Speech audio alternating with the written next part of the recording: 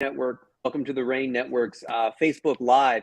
And today I'm with Charlie here, and we are going to be discussing the deteriorating security situation in the West Bank and Israel, particularly after a settler riot destroyed a Palestinian village outside of Nablus in the West Bank. So, Charlie, why don't you start us off with some of the basic details of what's going on? Okay, so this past weekend, I believe it was last Sunday, a group of Israeli settlers rioted in the Palestinian village of Hawara, which is in the West Bank. Hawara is located on a critical road juncture where both Israeli settlers and Palestinian residents routinely come into contact with each other. So it's been a point of friction for some time.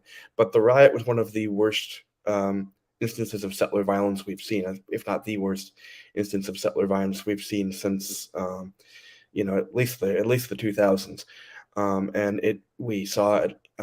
So the rioters burned 30 Palestinian homes and vehicles, and one Palestinian was shot and killed during the incident. It appears by the Israeli Defense Forces on further review, but it was just one other thing that kind of added to the tensions.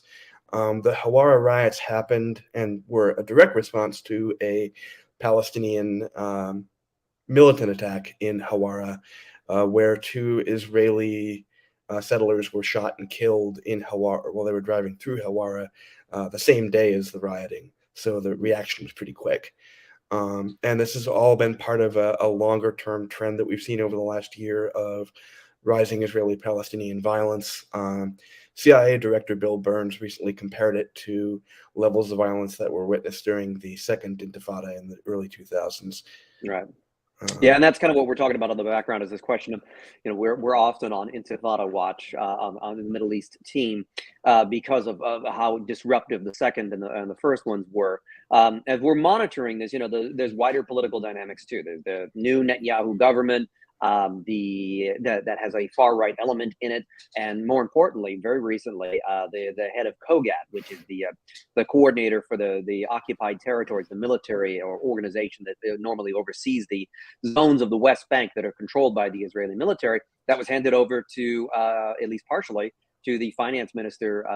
Bezalel Smotrich, who is a far-right member of the party Religious Zionism, and has made it very clear that this is the sort of behavior that he sort of wants to see, because his ideological inclination is to expel Palestinians from the West Bank, expand settlements, and eventually annex it. So with that element there, I think that's one of the key things that's different between this settler attack and previous ones.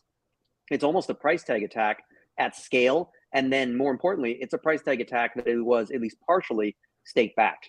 Smotrich and the other elements of the far right were trying to give it their stamp of approval. And now that they're in government, that creates a much more volatile situation. And kind of thinking about it, Charlie, if we're moving into a scenario where settler attacks are a little bit more common, or even maybe not a little bit more, but substantially more common, if we're moving into a place where Palestinians are seeing their villages being destroyed by these informal groups rather than, say, the Israeli military itself, what kind of impact would that have on the security situation, both within the West Bank and within Israel itself?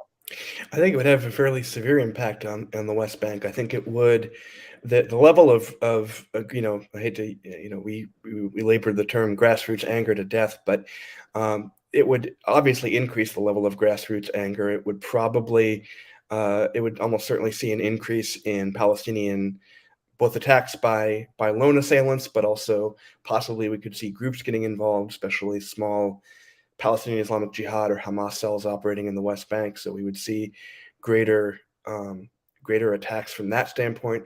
We'd also see a higher likelihood of civil unrest in Palestinian villages. So more protests, more clashes with the IDF from that standpoint. Within Israel, it's kind of tough to say because the Hawara incident is coming at the same time that we've got a lot of animosity towards the far right in certain circles.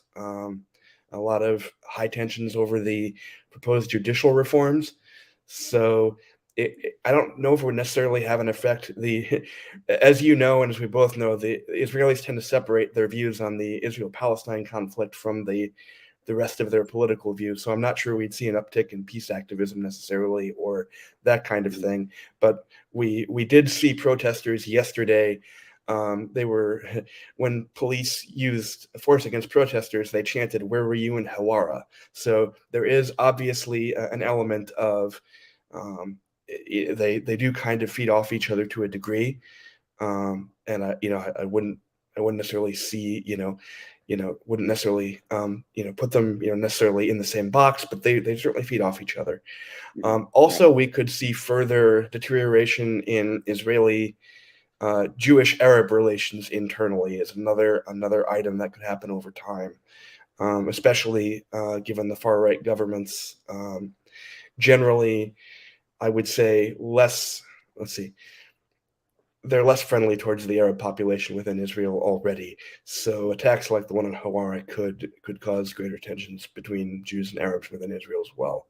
Right. And we saw in the May 2021 Gaza war, those relations just completely broke down very suddenly. And that's sort of what we're watching for, is repeats of this history of not just the Intifada, but the May 2021 riots, which in many ways that radicalized a fair number of Israelis, pushed them to the far right. There was also an element of the Gaza attacks and the whole Gaza dynamics pushing Israelis towards the far right, because these situations haven't been resolved, and we don't see a peace process that's viable anytime soon. And when we think about narrowing it down to some of the business implications going forward, we've seen organizations like Airbnb say that they are going to freeze activity in areas like the West Bank. They don't want to have anything to do with settlement expansion, and then they want to pull out of Israel. We've seen Ben & Jerry's also say that they're not going to have anything to do with business in the West Bank. And I'm wondering, I'm thinking that sentiment will continue to split along political lines. Businesses that will start to embrace aspects of what we call the boycott and divestment and sanctions movement, which seeks to isolate Israel, to force them to change policies towards the Palestinians. But I think we'll start to see more and more organizations split along those lines, feeling like they need to make a choice, that they either need to stick with Israel in spite of its far right government, or they need to cut down relations, or they have to pull out because of it. And attacks on towns like in Hawara, if that becomes the new norm, if we're seeing that at a consistent scale, and this government's got another 4 years in its term, if that's what we see over the next 4 years, it's hard to see all organizations coming out of this without significant reputational risk problems, and they'll have to assess whether or not they want to continue to do business in an Israel that has a government that does behave this way. And at the same time, thinking about it from a security standpoint, Charlie, how does this impact businesses that are on the ground in Israel, people that are traveling, people that are there for work, et cetera? Well, so I guess I'll take it from the current standpoint, which is that there's obviously an increased risk of Palestinian militant attacks, and these attacks will target, they could target Israeli security forces in East Jerusalem near holy sites, and so there's that threat. The U.S. Embassy earlier this week just restricted their movement of employees into the West Bank since, after 8 p.m. because they're worried about a worsening security situation there. In terms of within Israel, we've seen over the last year sporadic, not necessarily frequent, but sporadic attacks in Tel Aviv. There was the Dizengoff Street bar shooting last year that killed a number of Israelis, and those kinds of attacks are a threat, big collateral threat to business operations, as far as these are areas where foreign travelers or business travelers are likely to be for their recreational time or their off hours time. Secondarily, and this is, we're always worried about another Gaza war, and if we see a level of settler attacks becoming that regular, it becomes a lot more easy to see how Hamas or PIJ in Gaza feels the need to enter into the conflict again and start firing rockets at Israel as part of, if nothing more than as a show of solidarity with brethren in the West Bank. And so we could get widespread transport disruptions like we did during the May 2021 war. We could see attacks even as far as, that disrupt traffic at Tel Aviv Ben Gurion Airport. So there's a whole bunch of different scenarios that where we're at right now could lead to say nothing if we ever get to a third intifada, so to speak, where we'd see it would have a significant economic impact on Israel. Rand Corporation gave some good estimates as to the amount of money Israel would lose in a third intifada, and I think it was over It was a significant percentage of their GDP that they would lose in the event of a third intifada. And so businesses, would be reluctant to send employees there. Schools would be reluctant to send students there for safety reasons. And obviously tourism is a big part of the Israeli economy, so that would cause a big downturn. What are some of the political impacts of either where we're at now or going forward if we get to a third intifada point of view from your perspective? Well, in all likelihood, what we're watching for on the political side is whether or not the judicial reforms go through, because that would be a sign of whether or not this government has political discipline. Because if they can push the reforms through, they can do many of their other policy agenda items. And then in the face of a violent uprising, it would probably harden our attitudes and strengthen the right-wing government, at least in the short term. Over time, it could wear things down and cause a kind of a political war of attrition. I want to open it up now, if there's any questions. We're keeping our Facebook Lives a little bit shorter these days. So I just want to open it up and see if anybody has any questions in the audience. Yeah, just to see if anybody has anything that they'd like to hear specifically on, or any of our other takes on this volatile situation. And if not, certainly this is something that it's always hard to approach because there are so many different angles to it. If not, if you want to see more or to read more, please visit our website at ranenetwork.com. That's RANE network.com.